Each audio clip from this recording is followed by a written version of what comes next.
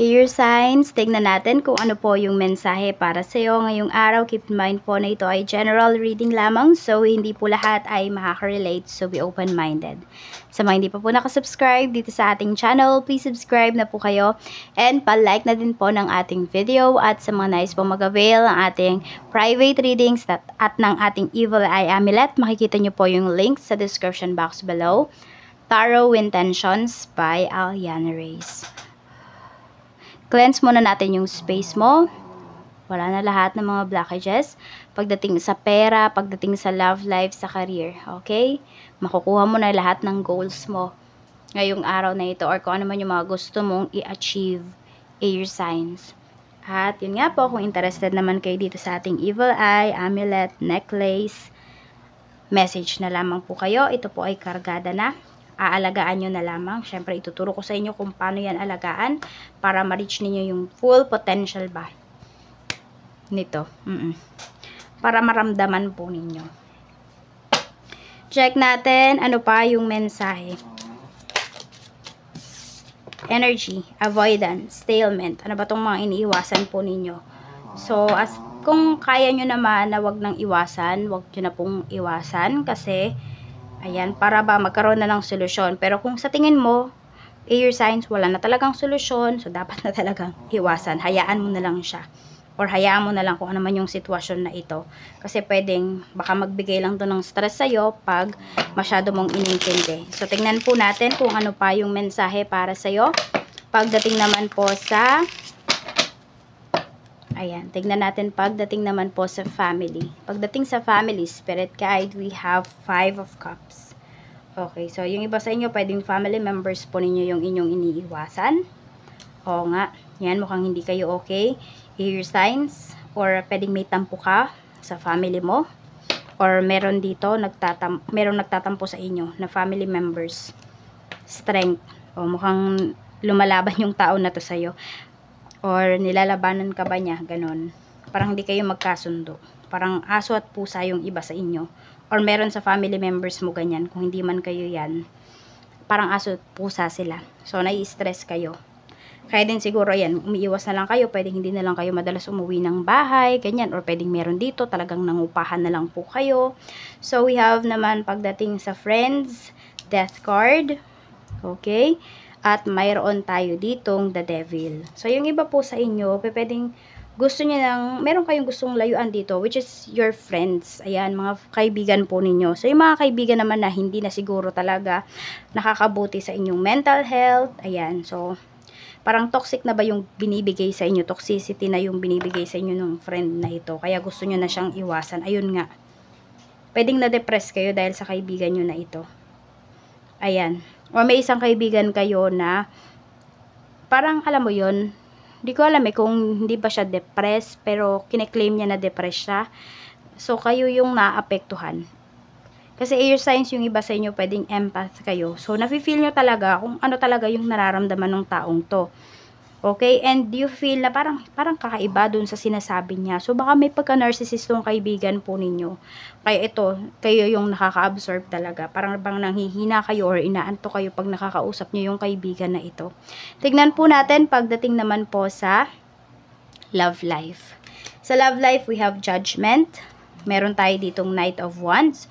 So, kung kayo po ay single, ayan, pwedeng meron kayong nagugustuhan dito, air signs, at ready talaga kayo na i-pursue yung tao na yon, or the other way around, baka gusto na talaga kayong i-pursue ng taong nagkakagusto po sa inyo.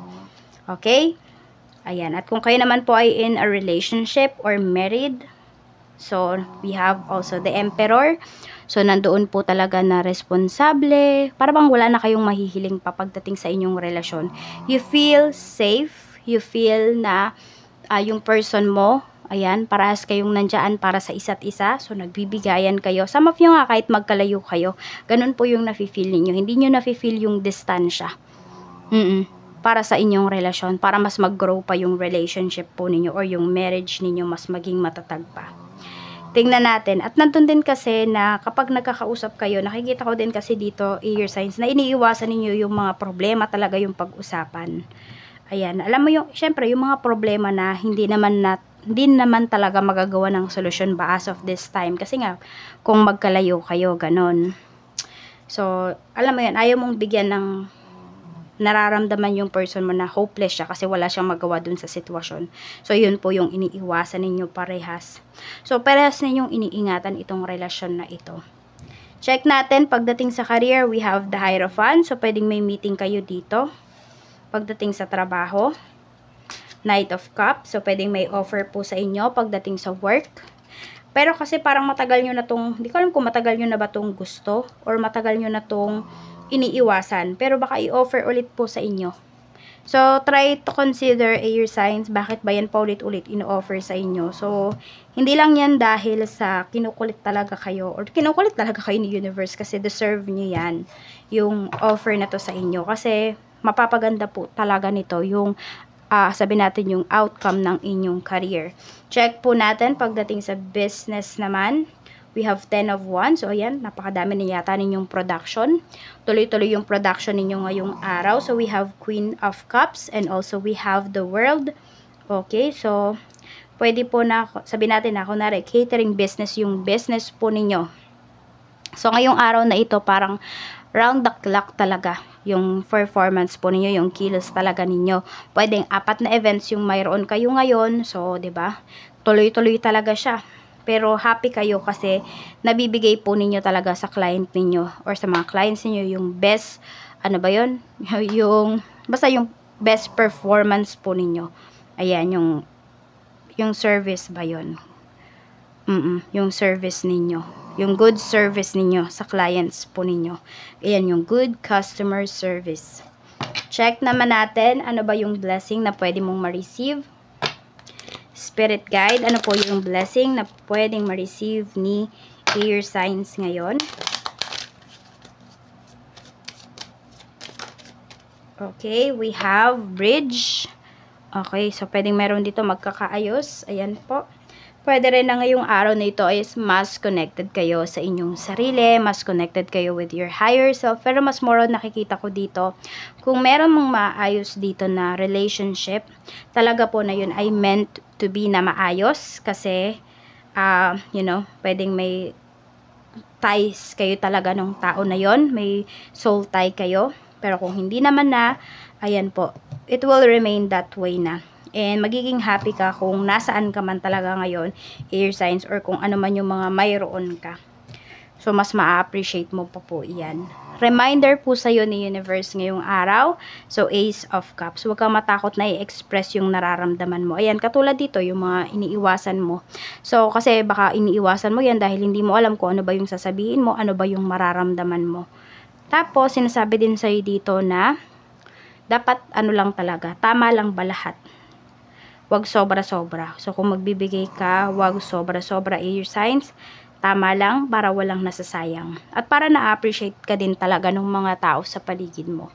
So, yan lamang po. Maraming salamat po sa walang sawang pagsuporta ninyo dito sa aking channel, air signs. Mula sa pagko-comment, sa pagla-like, pag-share po. Maraming salamat po. Bye-bye and more blessings to come.